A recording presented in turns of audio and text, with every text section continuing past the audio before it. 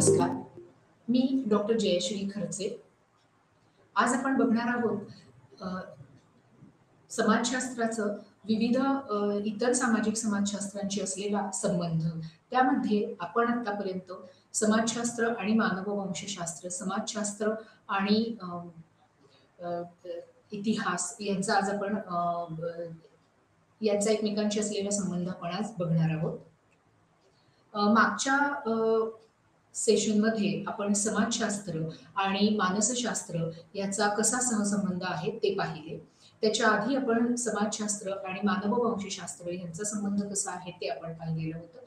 तर आज आपण ह्या ठिकाणी समाजशास्त्र आणि इतिहास आणि त्याचबरोबर समाजशास्त्र आणि अर्थशास्त्र यांचा एकमेकांशी सहसंबंध कसा आहे ते पाहणार आणि इतिहास यांचा कसा परस्पर संबंध आहे ते बघणार आहोत. तर या युनिटमध्ये सगळ्यात आपण हे पाहणार आहोत की समाजशास्त्राचे कसं उदयाला आलं ते आपण आधीच बघितलेलं आहे. परंतु समाजशास्त्र आणि इतिहास अ, ह्यामध्ये कुठलं साम्य आहे आणि त्याचबरोबर कुठले फरक आहेत आणि तरी सुद्धा ही दोन शास्त्र जी आहेत ती एकमेकांना कशा पद्धतीने सामाजिक संशोधन करताना मदत करतात. अशा पद्धतीने आपण आज पुढे जाणार आहोत. तर दोन्ही विषय जर पाहिले समाजशास्त्र आणि इतिहास ह्याचा खूपच जवळचा संबंध असलेला आपल्याला दिसून येतो. समाजशास्त्र हे आपल्याला माहिती आहे की समाजाचा अभ्यास करणारं शास्त्र आहे. त्याचबरोबर सामाजिक संबंधांचा, सामाजिक वातावरणाचा अभ्यास करणारं शास्त्र आहे. आणि दुसरा मुद्दा इथे असा आहे की इतिहास दुसऱ्या बाजूला जर आपण पाहिले तर इतिहासासारखा जो एक विषय आहे अगदी आत्ता पूर्वीचा गेलेला क्षण हा इतिहास जमा झालेला असतो असं म्हटलं जातं. तर कारण तो परत येणार नसतो आणि म्हणूनच अगदी केवळ समाजशास्त्रच नाही तर कुठलाही सामाजिक शास्त्र शिकताना किंवा कुठल्याही पद्धतीचं विज्ञान बघताना आपल्याला इतिहासामध्ये हे डोकवावंच लागतं. म्हणूनच आपण इथे आज समाजशास्त्र आणि इतिहास या दोघांचाही परस्पर संबंध कसा आहे आणि कुठल्या इतिहासकालीन संदर्भांचा उल्लेख करून आपण समाजशास्त्र तयार झालेलं आहे, हेही आपण आज इथे बघणार आहोत. भूतकाळामध्ये समाजाचा जेव्हा आपण अभ्यास करतो किंवा समाजशास्त्र ही एक स्वतंत्र ज्ञानशाखा म्हणून जेव्हा 18-19व्या शतकात उदयास येत होती, तर तेव्हा ह्या समाजशास्त्राचा उदय कसा झाला हे आपण अगदी अ, व्यवस्थितपणे डिटेलमध्ये बघितलेलं आहेच. परंतु तरी सुद्धा पुन्हा इथे हे मेन्शन करणं अत्यंत गरजेचं आहे की ह्या समाजशास्त्र एक ज्ञानशाखा म्हणून उदयाला येताना आपण प्रत्येक वेळेस इतिहासकालीन घटनांचा संदर्भ घेत होतो आणि म्हणूनच भूतकाळामध्ये समाजाचा विकास कसा झाला हे बघणंही अत्यंत महत्वाचं आहे. कोणत्या प्रकारची परिस्थिती आणि कोणती उदाहरणं आहेत की ज्यातून समाज पुढे आलेला आहे किंवा कुठे आणि कसा तो विकसित होत गेलेला आहे, कुठल्या काळामध्ये कुठल्या त्याचबरोबर जागा जी म्हणतो स्थळ आणि काळ या दोन्ही गोष्टी इथे महत्वाच्या ठरतात. आणि त्याचबरोबर त्याची संरचना आहे, त्याची जी कार्य आहे, त्याच्यामध्ये कसे बदल झाले आहेत, कोणत्या कालखंडामध्ये मुख्य बदल घडून आलेले आहेत, हे त्या बदलासाठी असलेले कोणते विविध घटक आहेत, कारणीभूत घटक आहेत, हेही आपल्याला इथे बघणं गरजेचं आहे. आणि ते इतिहासामध्ये डोकावल्याशिवाय आपल्या लक्षात येत नाही. आणि म्हणूनच कोणताही समाज, समूह, संस्था किंवा सामाजिक बदल समजून घेण्यासाठी त्याची वर्तमान स्थिती समजून घेण्यासाठी आपल्याला भूतकाळामध्ये डोकावणे अत्यंत आवश्यक आहे आणि म्हणून इतिहासाचा अभ्यास आपल्याला महत्वाचा ठरतो. Ibn Khaldun, August Comte, Herbert Spencer, Max Weber, Emile Durkheim, Karl Marx अशा अनेक समाजशास्त्रज्ञांनी किंवा आपण समाजशास्त्राचे संस्थापक ज्यांना म्हणतो त्यांनी सामाजिक रचना, सामाजिक बदल, त्याचबरोबर सामाजिक गतिशीलता ज्याला आपण सोशल मोबिलिटी असं म्हणतो, याचं जे काही विश्लेषण त्या कालखंडामध्ये केलं त्याच्यामध्ये इतिहासाला किंवा ऐतिहासिक दृष्टिकोनाला खूप महत्व दिलेलं दिसून येतं. कारण मॅक्स वेबर असो, हर्बर्ट स्पेन्सर असो, ऑगस्ट कॉम्ट असो किंवा कार्ल मार्क्स असो, यांनी जे जे त्या त्या कालखंडामध्ये अभ्यास केले, अभ्यासाची मांडणी केली, त्याच्यामध्ये नेहमीच इतिहासकालीन समाजाचा, सामाजिक संरचनांचा अभ्यास आणि त्याच्यावरचं विश्लेषण, त्याच्यावरचं स्पष्टीकरण देऊन मग वस्तुस्थितीचं, त्या त्या कालखंडातल्या वस्तुस्थितीचं वर्णन केलेलं आपल्याला दिसून येतं. आणि म्हणूनच ह्या सर्व विद्वानांनी सुद्धा या ऐतिहासिक दृष्टिकोनाला तितकंच महत्त्व दिलेलं आपल्याला दिसून येतं. समाजशास्त्रज्ञ अनेकदा समाजाची रचना, समाजाची कार्य आणि बदल हे अभ्यासताना पार्श्वभूमीबद्दल बोलत असतात. पार्श्वभूमी म्हणजे आपण ज्याला कॉन्टेक्स्ट म्हणतो आणि समाजशास्त्राच्या अभ्यासामध्ये कॉन्टेक्स्टला अत्यंत महत्त्व आहे. तर ही पार्श्वभूमी जेव्हा आपण बोलत असतो, तेव्हा त्याच्यामध्ये कोणकोणत्या घटना कशा घडलेल्या आहेत आणि त्याचबरोबर कोणती कारणं होती किंवा कुठल्या एका ठराविक काळामध्ये किंवा कुठल्या विचारांच्या ओघामध्ये काही ठराविक घटना घडलेल्या आहेत का? हेही बघणं आपल्याला गरजेचं असतं आणि म्हणून पार्श्वभूमी ही समाजशास्त्राच्या अभ्यासामध्ये अत्यंत महत्त्वाची ठरते. कारण त्याचा संबंध आपल्याला सामाजिक वास्तवाशी लावता येतो. सामाजिक वास्तवाच्या संदर्भात जेव्हा आपण स्पष्टीकरण देतो, तेव्हा स्थळ आणि काळ हे 2 महत्त्वाचे घटक असतात. कारण सामाजिक वास्तव आजचं सामाजिक वास्तव आणि कालचं सामाजिक वास्तव ह्याच्यामध्ये नक्कीच स्थळ आणि काळाचा फरक असलेला आपल्याला दिसून येतो. त्याचबरोबर उद्या घडणारं जे काही वास्तव असेल, त्यामध्येही काळाचा फरक हा तर नक्कीच असणार आहे. आणि त्यामुळे आपल्याला जेव्हा सामाजिक वास्तव, ज्याला आपण सोशल रिॲलिटी असं म्हणतो, त्याच्यामध्ये स्थळ आणि काळ हे दोन्हीही घटक तितकेच महत्त्वाचे मानले जातात. सामाजिक वास्तवाची उत्क्रांती स्पष्ट करताना जसं मी आता म्हटलं, की वेळ हा महत्त्वाचा घटक आहेच. कारण सामाजिक वास्तव हे ठराविक कालांतराने आकार घेत असतं. त्याच्यामध्ये एक ठराविक कालखंड जातो आणि मग त्या सामाजिक वास्तवाला आकार आपल्याला मिळालेला दिसून येतो. हे त्या त्या कालखंडामध्ये कशा पद्धतीची सामाजिक वास्तवता आहे, हे त्या क्षणी जेव्हा आपण स्पष्ट करतो, तेव्हा असणारा त्याचा एक आकार म्हणूयात आपण, तो एक वेगळा असतो आणि एक कालांतराने तयार झालेली सोशल रिॲलिटी किंवा तयार झालेला एक सामाजिक वास्तव जे आहे, ते पूर्णपणे आपल्याला वेगळं दिसून येतं. इतिहास, वेळ, समाजाची नियतकालिक उत्क्रांती या घेताना दिसतो. समाजशास्त्रज्ञांना समाजाचा अधिक पद्धतशीर पद्धतीने अभ्यास करायला त्यामुळे मदत होते. इतिहासाचा मुळातच जो अभ्यास आहे त्याच्यामध्ये वेळ आणि समाजाची नियतकालिक उत्क्रांती कशी झाली आहे. नियतकालिक उत्क्रांती म्हणजे नक्की काय? तर ठराविक कालखंडामध्ये कशा पद्धतीने समाजामध्ये बदल घडलेले आहेत, त्याच्यासाठी कुठले घटक जबाबदार आहेत किंवा एकंदर सामाजिक, राजकीय परिस्थिती काय होती, ह्याची नोंदही इतिहासकार ठेवत असतात आणि त्याच्यामुळे आपल्याला समाज कसा उत्क्रांत होत गेलेला आहे, हे समजण्यासाठी मदत होते आणि म्हणूनच असं म्हटलं जातं, की इतिहास हा वेळ आणि समाजाची नियतकालिक उत्क्रांती ह्या घटकांची काळजी घेत असतो. म्हणजे इतिहासकार याची नोंदणीही ठेवत असतात आणि त्याच्यामुळेच आपण म्हणू शकतो, की समाजशास्त्रज्ञांना समाजाचा अधिक उत्तम प्रकारे अभ्यास करायला मदतच होते. इतिहास आणि समाजशास्त्र यांचा एकमेकांशी जवळचा संबंध आहे. जसं आधी आपणही म्हटलो. त्यात तर जरी जवळचा संबंध असला तरीही दोन्ही विषय त्यांचं जे नेचर आहे, मूळ स्वभाव दोघीही विषयांचा, त्यांचं नेचर, त्यांचं स्वरूप, त्यांची व्याप्ती, त्याचबरोबर दृष्टिकोन ह्यामध्ये भिन्नता आपल्याला दिसून येते. अनेक मुद्द्यांवर इतिहास आणि समाजशास्त्र हे एकमेकांना छेदून जाताना दिसतात आणि अ, त्याचबरोबर तर हा जो छेदनबिंदू आहे, तिथेच खऱ्या अर्थाने आपल्याला इतिहास आणि समाजशास्त्राचे परस्पर संबंध आपल्याला विशद करता येतात आणि त्यासाठी ऐतिहासिक समाजशास्त्र अशा पद्धतीची एक उपशाखा आपल्याला निर्माण होताना दिसते.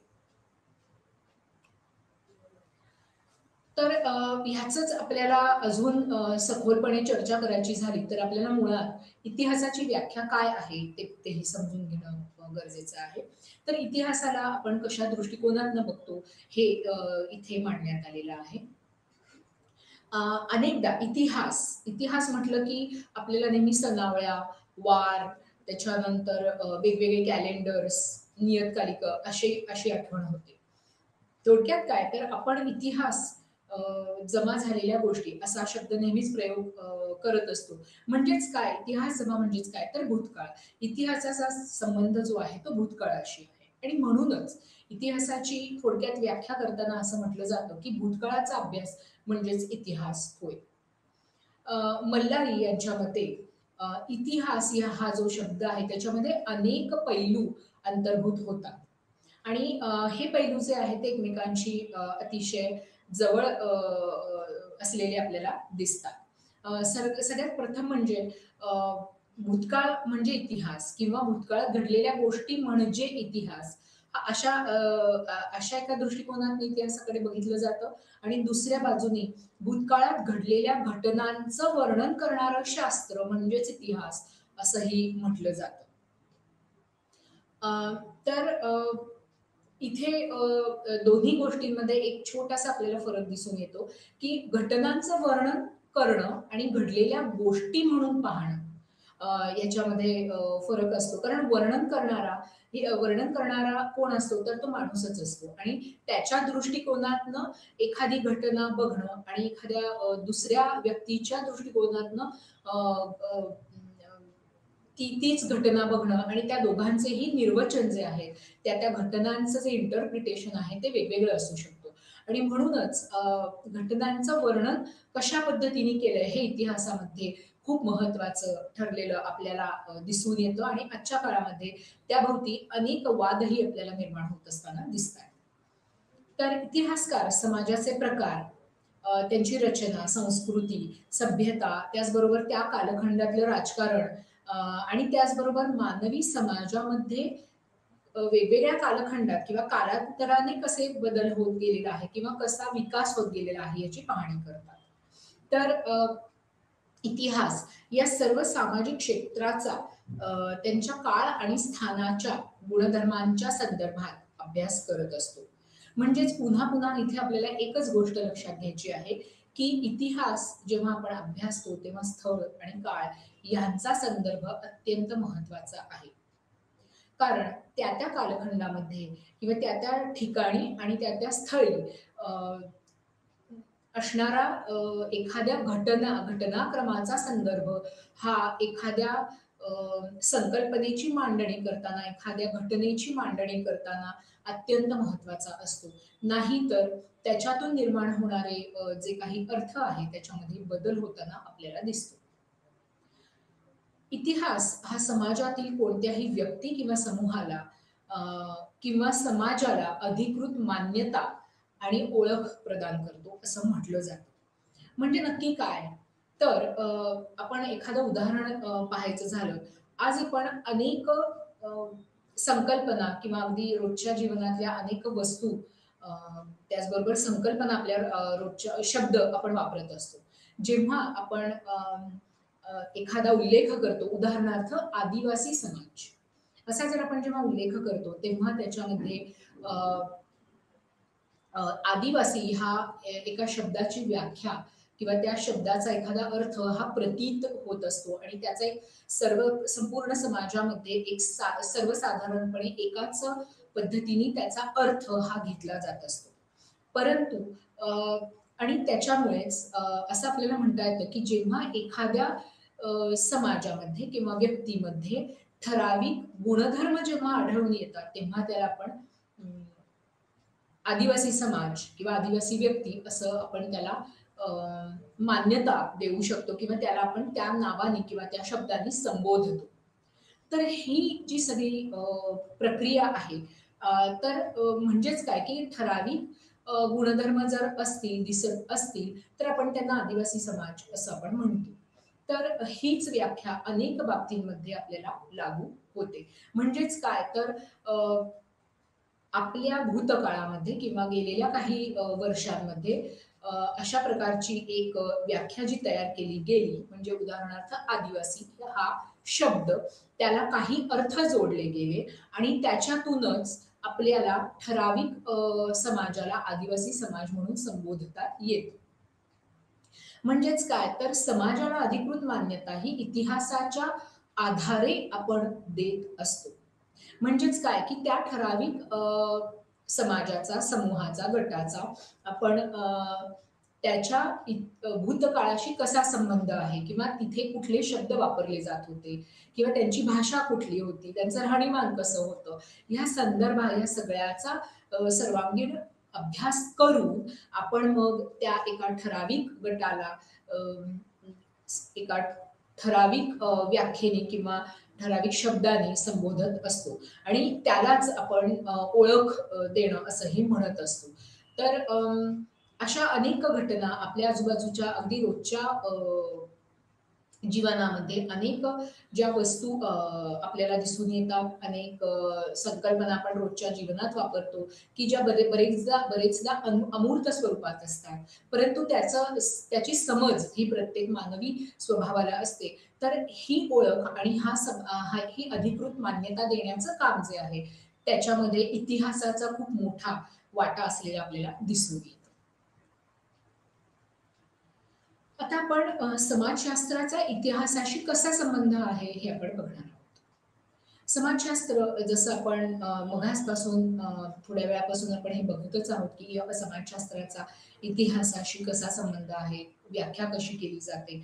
आपण नेहमीच म्हणत असतो, की इतिहासाचा प्रत्येक सामाजिक शास्त्राशी तसा जवळचाच संबंध आहे.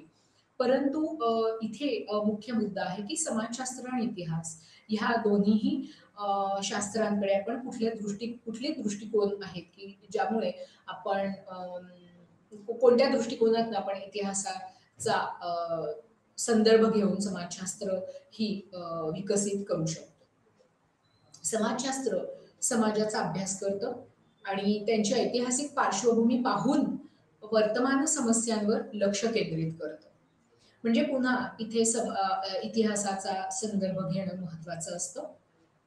वर्तमान समस्यांची सोडवणूक करण्यासाठी सुद्धा आपल्याला थोडंसं इतिहासामध्ये डोकवण्याची गरज असते.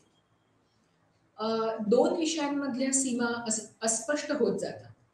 म्हणजेच समाजशास्त्र आणि इतिहास याच्यामधल्या सीमा ह्या काही एका ठराविक आपण म्हणूयात पॉइंटला गेल्यानंतर अस्पष्ट होतात, त्या एकमेकांमध्ये गुंततात आणि ज्यामध्ये सामाजिक वास्तवाच्या जटिल जाळ्यांचं स्पष्टीकरण देण्यासाठी संदर्भ आपल्याला दिसून येतो. म्हणजेच काय तर अनेकदा आपल्याला समाजशास्त्र आणि इतिहासाचा संबंध कसा आहे म्हणजेच ऐतिहासिक समाजशास्त्र हे कसं उदयाला आलेलं आहे त्याची पार्श्वभूमी इथे तुम्ही लक्षात घेणं गरजेचं आहे की अनेक प्रत्येक सामाजिक शास्त्राची किंवा प्रत्येक विषयाची कुठल्याही ज्ञानशाखेची अभ्यास विषयाची सीमा ही ठरलेली असते. परंतु सामाजिक शास्त्रांच्या बाबतीत बोलायचं झालं तर अनेकदा आपल्याला असं दिसून येतं की तिथे दोन शास्त्रांमध्ये असा एक बिंदू येतो की जिथे दोन शास्त्र एकमेकांवर ओव्हरलॅप होताना आपल्याला दिसतात. तर जसं आपण समाजशास्त्र आणि मानसशास्त्राच्या बाबतीतही मागे बोललो होतो तसाच काहीसा अनुभव आपल्याला समाजशास्त्र आणि इतिहासाचा संबंध जोडताना दिसून येतो. तर अशा अनेक व्याख्या घटना ज्या आहेत, संकल्पना ज्या आहेत, सिद्धांत जे आहे त्याच्याद्वारे आपण समाजाचं वास्तव हे अभ्यासत असतो. तर इथे हे अभ्यासताना इतिहासाचा संदर्भ आणि समाजशास्त्राचा संदर्भ एका बिंदूपाशी येऊन इतके एकमेकाशी मिळते-जुळते होतात, की नक्की हे समाजशास्त्रासाठी पाहायचं, की हे इतिहासाच्या दृष्टिकोनातनं पाहायचं अशी परिस्थिती तिथे निर्माण होते आणि तिथे गुंतागुंत व्हायला सुरुवात होते.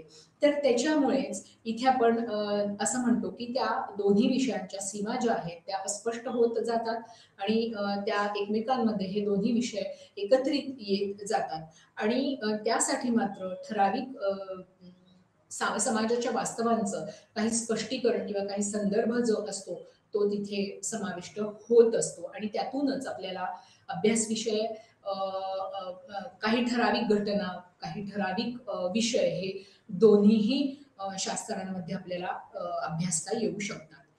दोन विषयांमधील ही अस्पष्ट जी सीमा आहे, ज्याच्याविषयी आपण आता बोललो, तर ती अनेक विद्वानांच्या मते किंवा समाजशास्त्रज्ञांच्या मते अ, उत्तमच आहे.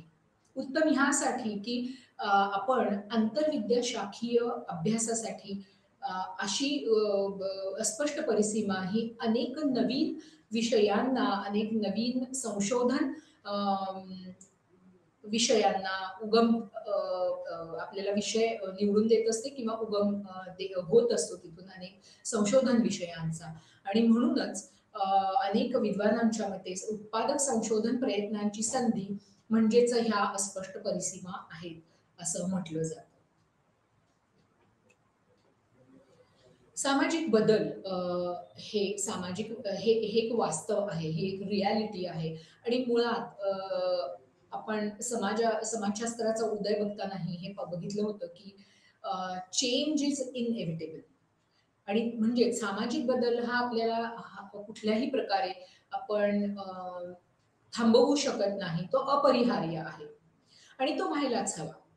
काळ आणि स्थानाच्या संदर्भात त्याचं विश्लेषण करण्याचा आरसा किंवा सत्य मार्ग दाखवण्याचं काम हे इतिहास करत असतो. हे अत्यंत महत्वाचं आहे. त्यामुळे आपल्याला इथे जास्त योग्य प्रकारे ह्याची समज येणं गरजेचं आहे की सामाजिक बदल हे वास्तव आहे आणि सामाजिक बदल हे होणारच आहे. तो अति अपरिहार्य असणारी अशी एक प्रक्रिया आहे जी आपण अतिशय अनेक कित्येक काळांपासून बघत आहोत आणि आजही आपण ज्या ठिकाणी आहोत त्याच्या मागे एक मोठा इतिहास की ज्याच्यामध्ये समाजाच्या वेगवेगळ्या टप्प्यांचा आपण उल्लेख इथे करू शकतो आणि म्हणूनच काळ आणि स्थळ ह्याच्या संदर्भातलं जे विश्लेषण आहे आपण जेव्हा करतो त्यासाठी कुठला मार्ग योग्य आहे किंवा आपण असं म्हणूयात की सामाजिक बदलाचं जे विश्लेषण आहे ते योग्य मार्गाने चाललेलं आहे का नाही याचा संदर्भ आपल्याला इतिहास देत असतो.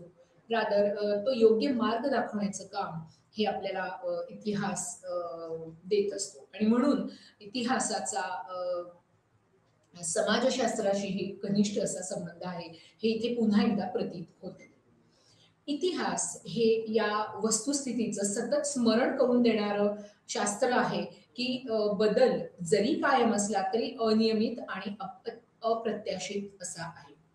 बदल हा होणार ही काळ्या दगडावरची पांढरी रेघ आहे हे आपल्याला माहिती आहेच. परंतु त्याच्यामध्ये बदल अगदी ठराविक गतीनेच होतील किंवा ठराविक पद्धतीनेच होतील हे आपणा कुणालाही माहिती नसतं. त्याच्याचमुळे बदल असं म्हटलं जातं की ते अनियमित असतात. कधी ते अचानक घडून येतात तर काही वेळेस ते अतिशय संथ गतीने बदल घडून येत असतात आणि ह्या बदलांची प्रक्रिया अनेकदा काही ठराविक बदलांची प्रक्रिया ही वर्षानुवर्षे चालत असते तर काही बदल हे खूप पटकन आपल्या डोळ्यासमोर येत असतात. इतिहास अशा प्रकारे सामाजिक बदलाचे काळजीपूर्वक परीक्षण आणि विश्लेषण करण्यासाठी संदर्भ आणि पार्श्वभूमीचा संदर्भ त्याचं साधन आपल्याला प्रदान करत असतो आणि म्हणून आपण समाजाचाही अभ्यास करू शकतो. त्याचबरोबर विविध सामाजिक शास्त्रांचाही अभ्यास आपण करू शकत असतो. मग त्यामध्ये भूगोल असू दे, मानसशास्त्र असू दे किंवा अर्थशास्त्र असू दे, या सगळ्यांमध्ये इतिहास हा आपल्याला पाहणं गरजेचं आहे.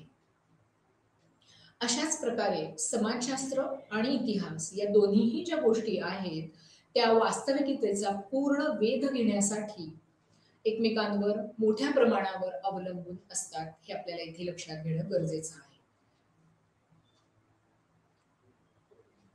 आता वळूयात आता आपण पाहिलेलं आहे की समाजशास्त्र आणि इतिहास हे किती एकमेकांना परस्पर पूरक असं शास्त्र आहे आणि असं जरी असलं तरी जसं मी सुरुवातीला म्हटलं, की समाजशास्त्र आणि इतिहास ह्या दोघांचे अभ्यास विषय, त्यांचं स्वरूप, त्यांचा स्वभाव, मूळतः स्वभाव हा वेगवेगळा आहे. तरीही परस्परपूरक आहे. तर आता आपण बघूयात, की समाजशास्त्र आणि इतिहासामध्ये नक्की ह्या 2 ज्ञानशाखांमध्ये नक्की काय फरक आहे? तर समाजशास्त्र आणि इतिहास या सामाजिक विज्ञानांच्या क्षेत्रातील 2 वेगवेगळ्या शाखा आहेत आणि त्याच्याचमुळे त्यांच्या पद्धती, त्यांचे दृष्टिकोन, त्यांची अभ्यास करण्याचे हेतू ह्यामध्ये आपल्याला भिन्नता दिसून येते. समाजशास्त्रज्ञ जे आहेत पूर्वीच्या एका म्हणण्याप्रमाणे संख्यांवर थोडंसं जास्त भर देत असतं, तर इतिहासकार जे आहेत ते तारखा आणि इतिहासकारांना तारखा आणि त्याचबरोबर काही शब्द हे महत्वाचे असतात. कारण कुठल्याही घटनेची नोंदणी करण्यासाठी कालखंड हा अतिशय महत्वाचा असतो आणि म्हणून तारखांचा सगळा जो काही एक संदर्भ असतो तो इतिहासकारांसाठी अत्यंत महत्वाचा असतो.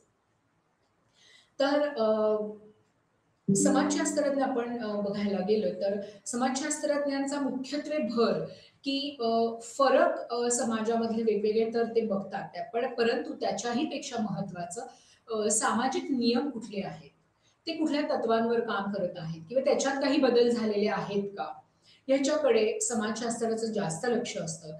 तर इतिहासकार जे आहेत ते व्यक्ती आणि विशिष्ट गोष्टींवर भर देताना आपल्याला दिसून येतात. तर त्याच्यामुळे हा पण एक मुख्य फरक जो आहे तो समाजशास्त्र आणि इतिहास यामध्ये आपल्याला दिसून येतो. पुढचा जो फरक आहे तो आपल्याला असं म्हणता येईल की इतिहासकार जे आहे ते विशिष्ट प्रकरणामध्ये किंवा एखाद्या ठराविक केसमध्ये जो काही अचूक डेटा सेट देतात किंवा प्रस्तावित केलेल्या अचूक डेटा सेटपेक्षा भिन्न असलेल्या संकल्पनांचे टायपॉलॉजी जे आहे म्हणजे अर्थ आपल्याला किंवा वेगवेगळ्या प्रकारचं वर्गीकरण करण्यासाठी समाजशास्त्रज्ञ हे सामान्यीकृत एकता आणि प्रक्रिया शोधत असतात. जसं इतिहासकार आपल्याला अत्यंत अचूक डेटा सेट जो आहे म्हणजे तथ्यांचं संकलन जे आहे ते अतिशय अचूकच असणं गरजेचं असतं जेव्हा तुम्ही इतिहासाचं किंवा ऐतिहासिक अभ्यासाचं विश्लेषण करत असता. परंतु वेगवेगळ्या भिन्न भिन्न संकल्पना ज्या एकंदर वेगवेगळ्या कालखंडामध्ये निर्माण झालेल्या आपल्याला दिसतात, त्या संकल्पना कशा आहेत, त्यांच्यामध्ये कसं वर्गीकरण केलं गेलेलं आहे किंवा त्यांची नावं काय आहेत, हे करण्याचं काम जे आहे ते समाजशास्त्रज्ञांकडे असतं आणि त्यासाठी समाजशास्त्रज्ञ हा नेहमी जनरलाइज्ड युनिफॉर्मिटी ज्याला म्हणतो, की एक सर्वसाधारण समाजामध्ये किंवा एखाद्या घटनेमध्ये किंवा एखाद्या समूहामध्ये काय सर्वसाधारण सामान्यपणे मान्य झालेली एकरूपता कशी आहे आणि त्याची प्रक्रिया कशी आहे ह्याकडे लक्ष देत असतात. आणि त्याचबरोबर ह्याचं वर्गीकरण आपल्याला कसं करता येईल किंवा कशा पद्धतीने त्याच्यामध्ये संकल्पनांचा वापर करता येईल याचाही अ, अ, एक उल्लेख म्हणूयात किंवा अभ्यास समाजशास्त्रज्ञ आपल्याला करत असताना दिसतात. इतिहासाकडे जर बघायला गेलं तर ठोस आणि वर्णनात्मक विज्ञान असं म्हणून पाहिलं जातं. ठोस आपण का म्हणतो जसं आपल्या आधीच्याच पॉइंटमध्ये आपण म्हटलं की अचूक डेटा सेट हा इतिहासकारांना महत्वाचा असतो आणि त्याच्यातनंच जर तो अचूक असेल आणि तो अचूक निघाला तर त्याच्यामुळेच आपल्याला ठोस काहीतरी मत आणि त्याविषयीचा इतिहास ह्याविषयी आपल्याला बोलता येत असतं आणि म्हणूनच त्याच दृष्टिकोनातून इतिहासाकडे बघितलं जात असतं. तर वर्णनात्मक विज्ञान आणि ठोस विज्ञान म्हणून इतिहासाकडे बघितलं जातं. इतिहास जो आहे तो सामाजिक भूतकाळाचं चित्र उभं करण्याचा प्रयत्न करत असतो एका बाजूला ह्या सगळ्यांचा आधार घेऊन म्हणजे वर्णनांचा त्याचबरोबर डेटा सेट जे आहे त्याचा आधार घेऊनच हे भूतकाळातलं चित्र उभं करण्याचं काम इतिहासकार करत असतो. परंतु दुसरीकडे आपण लक्षात घेतलं तर समाजशास्त्रज्ञांचं काय काम आहे तर समाजाचं अमूर्त आणि सैद्धांतिक विज्ञान म्हणजे समाजशास्त्र असं म्हटलं जातं. म्हणजेच काय, तर समाजाचा अभ्यास करताना अनेक गोष्टी ह्या चित्ररूपामध्ये आपल्याला प्राप्त होत नाही. तर काही अनेक संकल्पना ज्या आहेत त्या अमूर्त स्वरूपात असतात, की ज्यांचा आपण केवळ अंदाज बांधू शकत असतो. परंतु त्या प्रत्येक व्यक्तीला, समूहातल्या प्रत्येक घटकाला त्या गोष्टी जाणवत असतात. जसं काही ठराविक नियमनं आहेत, की ती अनेकदा तुम्हाला अ, अनुभवायला येतात, परंतु त्याचं कुठल्याही प्रकारे अ, चित्रात्मक दृष्ट्या आपण वर्णन करू शकत नाही. त्याला आपण अमूर्त स्वरूप असं म्हणत असतो. आणि ह्याच दृष्टिकोनाने जर विचार केला, तर आपल्याला असं म्हणता येतं, की समाजशास्त्राची जी व्याप्ती आहे, ती इतिहासापेक्षाही अत्यंत जास्त आणि मोठी आहे, असं म्हटलं जातं. आता आपण पुढे बघूयात, की ऐतिहासिक समाजशास्त्र. ऐतिहासिक समाजशास्त्र आतापर्यंत आपण त्याचा उल्लेख एक दोनदा केलेला आहे. परंतु इतिहास आणि समाजशास्त्र हे बघत असताना ऐतिहासिक समाजशास्त्र अशी एक ज्ञानशाखा कशी उदयाला आली किंवा त्याच्यामध्ये आपण नक्की काय अभ्यास करू शकतो, याचा एक थोडक्यात आढावा आता आपण इथे घेणार आहोत. ऐतिहासिक समाजशास्त्र ही समाजशास्त्राची शाखा एक शाखा आपण म्हणूयात किंवा उपशाखा आपण म्हणू शकतो. हे 20व्या शतकामध्ये प्रामुख्याने समाजशास्त्र आणि इतिहास यांच्यातील छेदनबिंदूच्या परिणामातून उदयाला आलेलं शास्त्र आहे असं म्हटलं जातं. कारण आपण मघाशी आपण थोड्या वेळापूर्वी अ, काही गोष्टींचा उल्लेख केला. आपण तिथे अस्पष्ट होत जाणाऱ्या दोन्ही विषयांच्या सीमांविषयी उल्लेख केला. त्याचबरोबर छेदनबिंदूंचा उल्लेख केला, की इतिहास आणि समाजशास्त्र यामध्ये जशा काही संकल्पना किंवा सिद्धांत हे आपण शिकत असतो आणि ते एकमेकांवर ओव्हरलॅपही होत असतात. परंतु जिथे समाजशास्त्र आणि इतिहास ह्यांचा छेदनबिंदू येतो, तिथूनच खऱ्या अर्थाने ऐतिहासिक समाजशास्त्राचा उदय मानला जातो.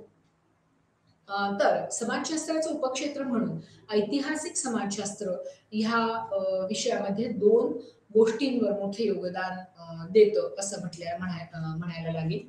तर ते कुठलं आहे?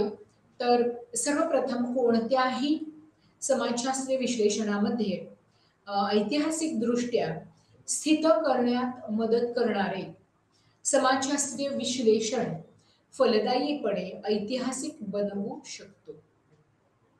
म्हणजेच काय, की ऐतिहासिकदृष्ट्या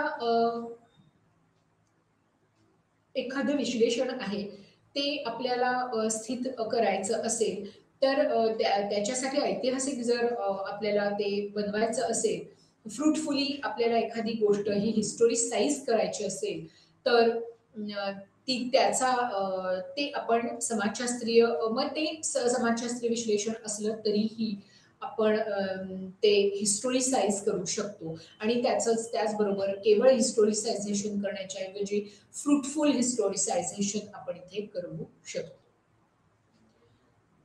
दुसरं म्हणजे ऐतिहासिक विश्लेषणाची गंभीरपणे गरज असलेल्या परंतु समाजशास्त्रीय विश्लेषणामध्ये दुर्लक्षित राहिलेल्या किंवा टाळल्या गेलेल्या महत्वाच्या सामाजिक मुद्द्यांकडे लक्ष वेधण्याचा प्रयत्न हे ऐतिहासिक समाजशास्त्र करत असतं. समाजशास्त्राची व्याख्या म्हणून ऐतिहासिक समाजशास्त्राने आंतरविद्याशाखीय शिष्यवृत्तीच्या वाढीस आपल्याला हातभार लावलेला दिसतो. म्हणजे काय, तर जसं थोड्या वेळापूर्वीच आपण उल्लेख केला, की इतिहास आणि समाजशास्त्र ह्या 2 जरी भिन्न ज्ञानशाखा असल्या तरीही अनेक घटना, अनेक बदल हे केवळ एका शास्त्राच्या आधारे आपल्याला अभ्यासणं हे अवघड जात असतं आणि म्हणूनच काही घटनांचा संदर्भ आपल्याला इतिहासामध्ये शोधावा लागतो आणि त्यातूनच दोन विषयांचे ज्या ठिकाणी दोन विषय म्हणजे दोन ज्ञानशाखा क्रॉस करतात एकमेकांना, तिथून खऱ्या अर्थाने एका नवीन शास्त्राची निर्मिती होत असते. आणि तशाच काही प्रकारचं आपल्याला ऐतिहासिक समाजशास्त्र जे आहे ते बघता येतं. आणि म्हणूनच ऐतिहासिक समाजशास्त्राकडे आंतरविद्या शाखीय शास्त्र म्हणूनही बघितलं जातं. कारण याच्यामध्ये आपण समाजशास्त्राच्याही काही संकल्पनांचा वापर करत असतो आणि त्याचबरोबर इतिहासातील काही संकल्पनांचा, सिद्धांतांचा आणि त्याचबरोबर पद्धतीशास्त्राचाही वापर केला जातो. असं दोन्ही बाजूनेही होऊ शकतं. आणि म्हणूनच इथे असं म्हटलं गेलं आहे की इतिहासामुळे म्हणजे ऐतिहासिक समाजशास्त्रामुळे आंतरविद्याशाखीय शिष्यवृत्तीला मोठ्या प्रमाणावर हातभार आपल्याला लागलेला दिसतो. तर अशा प्रकारे आपण समाजशास्त्र आणि इतिहास यांच्यातला सहसंबंध आपण बघितलेला आहे. आता आपण पुढे जाऊयात समाजशास्त्र आणि अर्थशास्त्र ह्याच्यामध्ये कसा सहसंबंध आहे, परस्पर संबंध कसा आहे. सुरुवातीलाच जसं म्हटलं मी, सर्व सामाजिक शास्त्र जी आहे या सर्व सामाजिक शास्त्रांचं एक अभ्यासाची सीमा जी आहे म्हणजे अभ्यास विषयाची बाउंड्री जी आहे ती ठरलेली असते असं म्हटलं जातं. तर ही जी बाउंड्री आहे त्याच्यामध्ये आपल्याला लक्षात येतं की बरेचदा अशी एखादी घटना आहे, असा एखादा समाजामधला मुद्दा असू शकतो की जिथे दोन किंवा दोनपेक्षा जास्त सामाजिक शास्त्र एकत्र येतात आणि मग त्याचं विश्लेषण हे अधिक उत्तम पद्धतीने आपण करू शकत असतो. तर तोच मुद्दा इथे पुन्हा आहे की समाजशास्त्र हे स्वतंत्ररित्या काही ठराविक घटनांचा, समाजाचा, सामाजिक बदलांचा अभ्यास तर करतेच, पण त्याचबरोबर अर्थशास्त्र असो, सामाजिक शास्त्र, मानसशास्त्र असो किंवा इतिहास असो, ह्या सगळ्यांचा जेव्हा समाजशास्त्रीय दृष्टिकोनातून अभ्यास करावा लागतो तेव्हा आपल्याला त्या ठराविक विषयांमधलं ज्ञान असणं हे अत्यंत गरजेचं आहे. आणि त्याचबरोबर आपण असंही म्हटलं की जो ओव्हरलॅप येतो दोन वेगवेगळ्या शास्त्रांनी अभ्यास करताना एका घटनेचा, तोही आपल्याला इथे लक्षात येतो.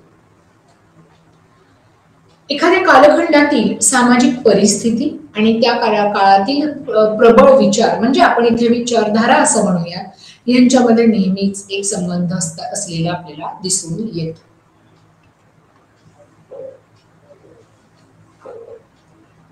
समाजशास्त्र आणि अर्थशास्त्र यातील सहसंबंध जेव्हा आपण बघत असतो तेव्हा आपल्याला अनेक घटक इथे लक्षात घेणं गरजेचं आहे. अनेकदा सामाजिक क्रांती जी आहे त्याच्यामध्ये मूर्त स्वरूप असलेलं एक खूप महत्वाचं सामाजिक, राजकीय आणि आर्थिक बदल एक शास्त्रीय शाखा म्हणून समाजशास्त्राचा विकास हा युरोपियन इतिहासाच्या कालखंडात शोधला जाऊ शकतो, ज्यामध्ये फ्रेंच राज्यक्रांती आणि 17व्या-18व्या शतकाच्या औद्योगिक क्रांतीने आपल्याला अनुभवलेलं दिसतं. म्हणजेच काय तर जेव्हा आपण समाजशास्त्राचा उल्लेख करतो तिथे केवळ स्वातंत्र्य, समता, बंधुता हे कशा पद्धतीने आपल्याला प्राप्त झालं, फ्रेंच राज्यक्रांती किंवा औद्योगिक राज्यक्रांती जी आहे त्याच्यामध्ये मुख्यत्वे अगदी मूर्त स्वरूपातले बदल आपण पाहिलेले आहेत.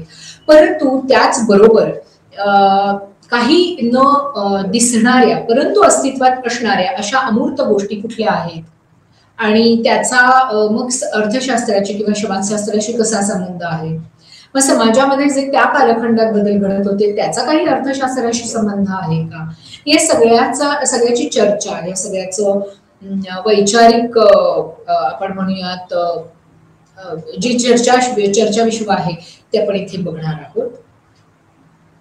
तर या घटकामध्ये आपण समाजावर आर्थिक घटकांचा प्रभाव कसा पडतो, सामाजिक वातावरणाचा आर्थिक प्रक्रियांवर कसा प्रभाव पडतो हे बघणार आहोत. हे बघताना सर्वात आधी मग आपल्याला काय बघणं गरजेचं आहे तर अर्थशास्त्राची व्याख्या. अर्थशास्त्र म्हणजे काहीतरी पैशाच्या संदर्भात किंवा अर्थाच्या संदर्भात आहे का काय असं आपल्याला लक्षात येतं. परंतु केवळ पैशाशीच अर्थशास्त्राचा संबंध आहे का तर खरं तर नाही. अर्थशास्त्र हे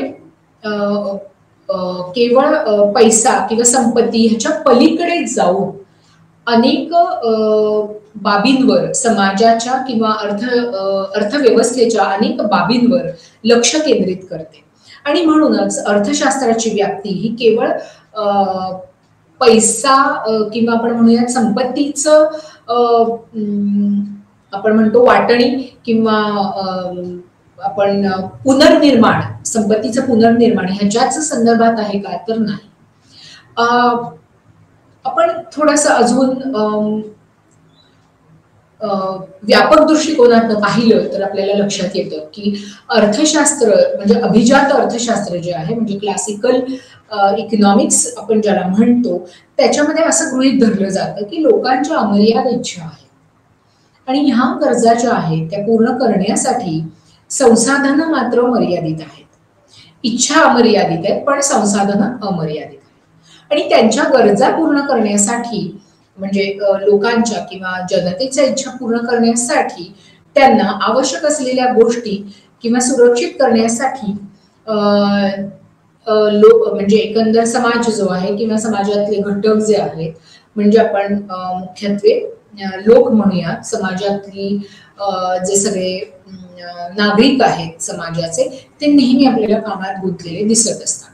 म्हणजेच काय तर लोक जी आहेत ती कुठलं तरी काम करून काहीतरी क्रियाकलाप करून पैसे कमवत असतात आणि या पैशाचा जो वापर आहे त्यांच्या गरजा भागवण्यासाठी ते करत असतात.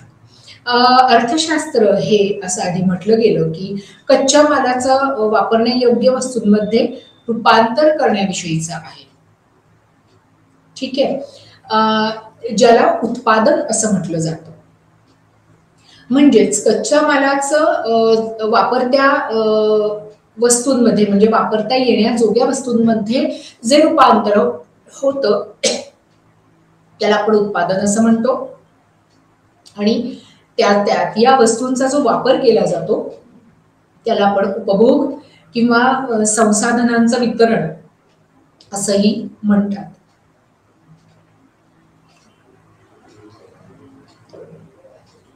अर्थशास्त्र हे उपभोग उत्पादन आणि संपत्तीच्या वितरणाचा अभ्यासाचं शास्त्र आहे.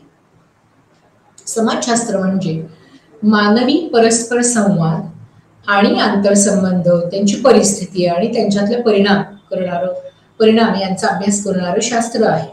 तर दुसऱ्या बाजूला अर्थशास्त्र काय आहे तर माणसाच्या आर्थिक देवाणघेवाणीचं किंवा क्रियाकलापांचा अभ्यास करणारं आणि त्याच्या व्यतिरिक्त संपत्ती आणि वेगवेगळ्या निवड करण्याचं जे एक फ्रीडम माणसांना आहे त्या निवडीचं शास्त्र म्हणजे अर्थशास्त्र आहे असं म्हटलं जातं.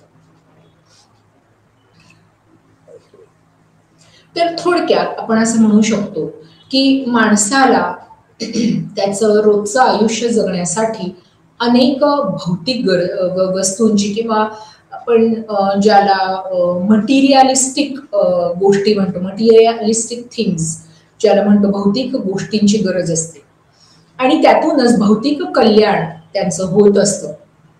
जसं आपल्याला लिखाणासाठी पेनाची गरज आहे किंवा आपल्याला सर्व्हाइव्ह राहायचं असेल तर आपल्याला अन्नाची गरज आहे. अशा पद्धतीने अनेक भौतिक गोष्टींवर माणसाचं अस्तित्व हे डिपेंड करतं आणि त्याच्यामुळे भौतिक कल्याण आहे ते तितकंच महत्वाचं मानलं जातं. तर अर्थशास्त्र हा व्यक्तींच्या भौतिक कल्याणाशी संबंधित आहे आणि जो सार्वजनिक कल्याणाचा आधार आहे. सार्वजनिक कल्याण आपल्याला जर साध्य करायचं असेल तर अर्थशास्त्र सर्व सामाजिक शास्त्रांची आणि मुख्यत्वे समाजशास्त्राची मदत घेतं. स्वतःच्या आकलनासाठी अर्थशास्त्र समाजशास्त्राची मदत घेतं कारण अर्थशास्त्राचाही मूळ जो अभ्यास विषय आहे तो समाजाविषयीच आहे. कारण समाजशास्त्र अर्थशास्त्र जे आहे ते लोकांमध्ये घडणारे आर्थिक व्यवहार तपासतं, त्यांच्या गरजा तपासतं आणि त्याचबरोबर भौतिक कल्याण किंवा अगदी आपण म्हणूयात प्रमुख गरजा ह्या विषयीचा अभ्यास करणारं शास्त्र आहे. या विषयीचा निरीक्षण समाज अर्थशास्त्राद्वारे होत असतं आणि म्हणून समाजाचं आकलन असणं हे अत्यंत गरजेचं आहे अर्थशास्त्रज्ञाला. आणि हे समाजशास्त्र जास्त चांगल्या पद्धतीने समाजाचं आकलन करून देण्यास मदत करतं आणि म्हणून अर्थशास्त्र हा समाजशास्त्राचा भाग आहे. समाजशास्त्राच्या मदतीशिवाय अर्थशास्त्र हे अपूर्ण आहे किंवा एखादी गोष्ट समजून जर घ्यायची असेल तर समाजशास्त्र हे अत्यंत महत्वाचं शास्त्र आहे आणि त्याची जर ओळख नसेल तर मात्र अर्थशास्त्र आणि समाजशास्त्र समजून घेणं हे आपल्याला कठीण जाऊ शकतं. आता आपण वळूयात, जसं आपण पाहिलं की समाजशास्त्र आणि अर्थशास्त्र हे सुद्धा एकमेकांवर डिपेंड करतात. दोघंही शास्त्र जी आहेत ते एकमेकांवर मोठ्या प्रमाणावर त्यांचा अभ्यास विषय एकमेकांवर अवलंबून आहे. पण त्याचबरोबर जसं आपण समाजशास्त्र आणि इतिहासाचा अभ्यास बघितला तसंच अर्थशास्त्र आणि समाजशास्त्र यांचे अभ्यास विषय त्यांचं मूळ जे स्वरूप आहे, नेचर आहे, ह्या दोन्ही अभ्यास विषयांचं हे वेगळं आहे. तर त्याच्यामध्ये नक्की काय फरक आहे ते आपण आता इथे थोडक्यात पाहूया. समाजशास्त्र आणि अर्थशास्त्र यांच्यातील परस्पर संबंध अत्यंत महत्वाचे आहेत आणि त्यांच्यामध्ये ते असले तरीही त्याच्या दोन्ही ज्ञानशाखांमध्ये काही महत्वाचे बदल आहेत. तर समाजशास्त्र जे आहे प्रामुख्याने समाज आणि सामाजिक संबंधांचा अभ्यास करतं, तर अर्थशास्त्र जे आहे ते संपत्ती आणि निवड म्हणजे चॉईस ज्याला म्हणतो त्या चॉईस बद्दल अभ्यास करतं. समाजशास्त्र हे अलीकडे समाजाचं विज्ञान म्हणून उदयाला आलेलं आहे, तर अर्थशास्त्र हे तुलनेनं अत्यंत जुनं असं विज्ञान आहे, शास्त्र आहे. आणि म्हणूनच आपण म्हणतो की समाजशास्त्र हे सगळ्यात नवीन शास्त्र आहे. Sociology is the youngest social science. कारण अर्थशास्त्र, तत्वज्ञान, इतिहास हे अत्यंत जुने सामाजिक शास्त्र आहे असं आपल्याला लक्षात येईल. समाजशास्त्र हे अमूर्त शास्त्र आहे असं मानलं जातं, तर अर्थशास्त्र हे सामाजिक विज्ञानाच्या क्षेत्रात अत्यंत ठोस असं विज्ञान किंवा शास्त्र मानलं जातं. पुढचा जो फरक आहे तो आपल्याला अशा पद्धतीने बघता येईल की समाजशास्त्र अमूर्त विज्ञान जरी मानलं गेलं तरी सामाजिक विज्ञानाचे अनेक अर्थशास्त्राचे जे अनेक पैलू आहेत त्याच्यामध्ये आपण म्हणतो की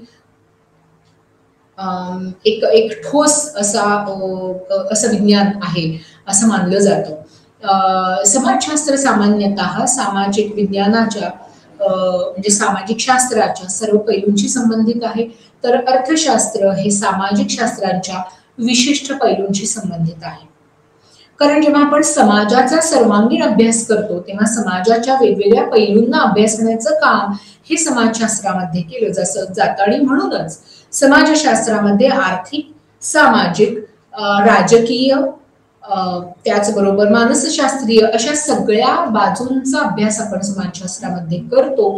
परंतु अर्थशास्त्रामध्ये मात्र समाजाची अर्थव्यवस्था, त्याचा इतिहास, त्याचा भविष्यकाळ या सगळ्याचा एकंदर आढावा घेतला जात असतो आणि तो अत्यंत रिस्ट्रिक्टेड आहे असं आपण म्हणू शकतो.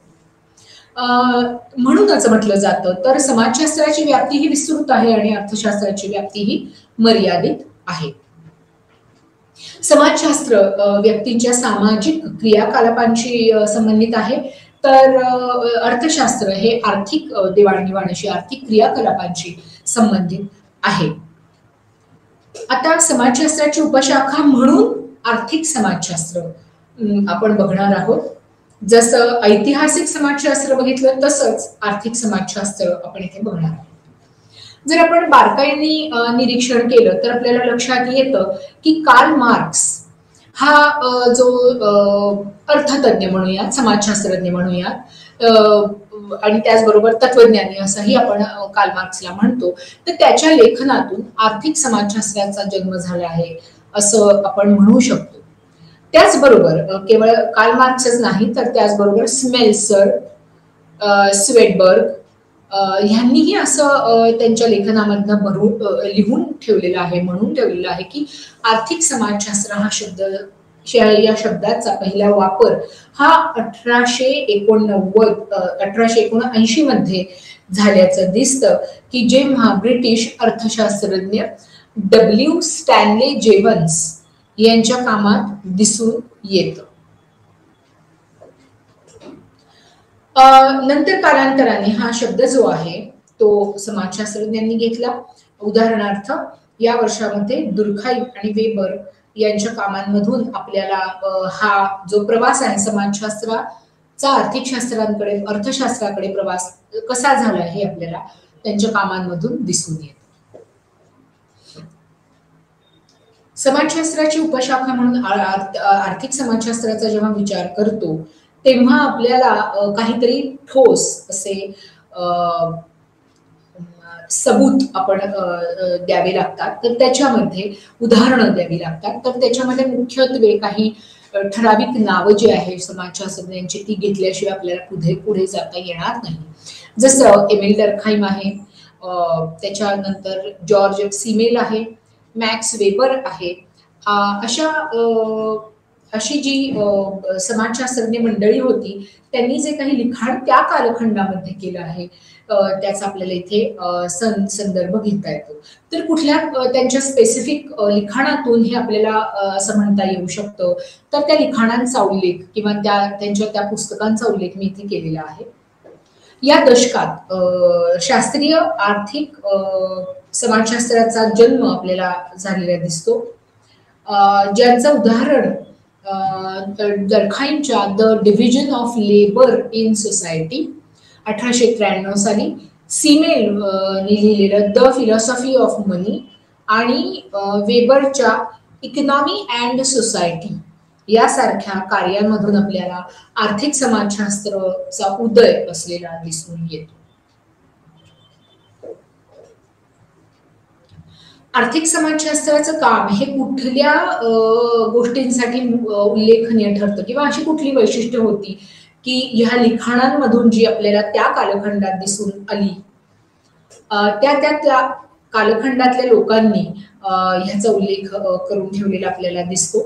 जसं वेबर आणि इतरांनी असं समजलं की इतरांना असं समजलं की अशा प्रकारे विश्लेषण जर एखाद्या घटनेचं केलं तर ते जे आधी अस्तित्वात नव्हतं, तर कदाचित अजून एक वेगळ्या पद्धतीने आपल्याला अर्थशास्त्र आणि समाजशास्त्र म्हणजेच आर्थिक समाजशास्त्र अभ्यासता येऊ शकतो. परंतु त्यांनी दुसरं क्षेत्रातला जो सर्वात मूलभूत प्रश्न जो आहे त्याच्यावरही लक्ष केंद्रित केलेलं आपल्याला दिसतं. समाजात अर्थव्यवस्थेची भूमिका काय आहे, अर्थव्यवस्थेचे समाजशास्त्रीय विश्लेषण हे अर्थशास्त्रज्ञांपेक्षा कसं वेगळं आहे, आर्थिक कृती म्हणजे काय आहेत, किंवा आर्थिक व्यवहार जे आहेत, कुठली आर्थिक कृती आहे कुठली नाही आहे याचाही आढावा आर्थिक समाजशास्त्रामध्ये आपल्याला घेतलेला दिसून येतो. आणि म्हणूनच तशाच प्रकारचा संदर्भ मॅक्स वेबर, एमिल डर्कहाइम यांच्याही कामांमध्ये आपल्याला दिसतो. आणि म्हणून असं म्हटलं जातं की Karl Marx, Max Weber, Smelser ही सगळी मंडळी जी आहेत त्यांनी आर्थिक समाजशास्त्राच्या पायाभरणीचं काम केलेलं आहे. तर थोडक्यात एकदा आपण आजच्या ह्या युनिटमध्ये, दोन्ही युनिटमध्ये आपण काय काय बघितलं, तर शेवटच्या काही वेळामध्ये आपण समाजशास्त्र आणि अर्थशास्त्राचा असलेला संबंध समजून घ्यायचा प्रयत्न केलेला आहे. समाजशास्त्राचा अर्थशास्त्राशी असलेला संबंध या घटकामध्ये आपण आर्थिक घटकांचा समाजावर कसा प्रभाव पडतो आणि सामाजिक वातावरण हे आर्थिक प्रक्रियेला कशा पद्धतीने आकार देत असतं हे आपण इथे सिद्ध केलेलं आहे. कारण समाजशास्त्र आणि अर्थशास्त्र किंवा समाजशास्त्र आणि इतिहास ह्या सगळ्यांचा एकमेकांवर प्रभाव पडताना आपल्याला दिसत असतो आणि तोच प्रभाव आपल्याला विश्लेषणाद्वारे आपल्या आपापल्या विषयाच्या विश्लेषणाद्वारे ते अजून चांगल्या पद्धतीने संशोधनाद्वारे समोर येऊ शकतं किंवा आणू शकतो आपण जर संशोधनाच्या माध्यमातून. परंतु त्यासाठी या सगळ्यांचा अतिशय सखोलपणे बारकाईने अभ्यास करणं हे अत्यंत महत्वाचं आहे. त्याचबरोबर समाजशास्त्र आणि अर्थशास्त्राचा जर विचार केला तर असे अनेक मुद्दे आहेत, जसं बाल कामगारांची समस्या आहे किंवा सामाजिक असमानता आहे, त्याच्यानंतर समाजामध्ये ज्या पद्धतीने आर्थिक चढ उतार होत असतात आणि त्याचा एम्प्लॉयमेंटवर होणारा कसा परिणाम आहे, ह्या असे अनेक मुद्दे आहेत की जे समाजशास्त्रामध्येही शिकले जातात आणि समाजामध्ये सामाजिक समस्या म्हणून शिकले जातात, पण खऱ्या अर्थाने त्याचा संबंध जो आहे तो अर्थशास्त्राशी, आर्थिक घटकांशी मोठ्या प्रमाणावर आहे. तर अशा पद्धतीने आपण अर्थशास्त्र आणि समाजशास्त्र ह्याचाही अभ्यास किंवा एकमेकांमध्ये कसा परस्पर संबंध आहे आणि त्याचा कसा अभ्यास आपण करू शकतो, त्यासाठी कुठले दृष्टिकोन आपल्याला महत्वाचे ठरतात याचा आपण आज ह्या युनिटमध्ये आढावा घेतलेला आहे. आणि त्याचबरोबर सामाजिक इतिहास जो आहे त्याचाही आपण आढावा घेतलेला आहे. कारण इतिहासामध्ये डोकावल्याशिवाय आपल्याला अर्थशास्त्रही शिकता येणार नाही आणि इतिहासामध्ये डोकावल्याशिवाय आपल्याला समाजशास्त्रही शिकता येणार नाही. आणि म्हणून ही सर्व सामाजिक शास्त्र जी आहेत ती अत्यंत महत्वाची शास्त्र आहेत असं इथे मला नमूद करावंसं वाटतं. आणि जोपर्यंत समाज अस्तित्वात असेल तोपर्यंत ह्या सगळ्या घटकांचा अभ्यास होणंही तितकंच महत्वाचं आपल्याला इथे आहे, म्हणजे महत्वाचं आहे हे मान्य करावंच लागतं. परंतु आता आपल्या आजूबाजूला घडणारे जे काही आर्थिक बदल आहेत ते अत्यंत वेगाने समाजामध्ये बदल घडवून आणत आहेत.